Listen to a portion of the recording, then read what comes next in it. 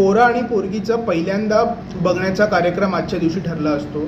तर पोरीच्या आईने त्याला आज जेवायला बोलवलं असतं घरी. तर तो पोरीच्या घरी जाताना नाक्यावर त्याला एक गुलाबाचं दुकान दिसतं. तो त्या दुकानात शिरतो आणि त्या दुकानदाराशी आनंदात गप्पा मारायला लागतो की आज माझ्या होणाऱ्या बायकोसाठी गुलाबाचा एक पुष्पगुच्छ दाखवा, जास्त महाग देऊ नका, कारण ती काय दिसायला पण इतकी काय छान नाही आहे, तर उगाच इतका खर्च करायला नको आत्ताच. त्याचं ते घेऊन तो निघतो. मग 2 मिनटं तो परत येतो आणि म्हणतो मला अजून 2 गुलाबाचे पुष्पगुच्छ द्या, पण ते जरा भारीतले द्या, कारण तिच्या 2 बहिणी पण आहेत आणि त्या फार सुंदर आहेत. तर हे घेऊन तो घरी जातो. तर त्याला जेवण वाढलं जातं, पण त्यांची तिथे एक प्रथा असते की डोळे बंद करून देवाचं नाव घ्यायचं आणि मगच जेवायला सुरुवात करायची. तर हा मुलगा डोळे बंद करतो. 5 मिनटं होतात, 10 मिनटं होतात, हा काय डोळे उघडतच नसतो. मध्ये त्याची होणारी बायको त्याच्या कानाकडे येऊन बोलते, अहो मला माहिती नव्हतं तुम्ही देवाचं इतकं करतात ते. तेव्हा तो पोरगा डोळे बंद करूनच घाबरून बोलतो, अगं मला सुद्धा माहिती नव्हतं की तुझे बाबा नाक्यावर गुलाब विकतात ते.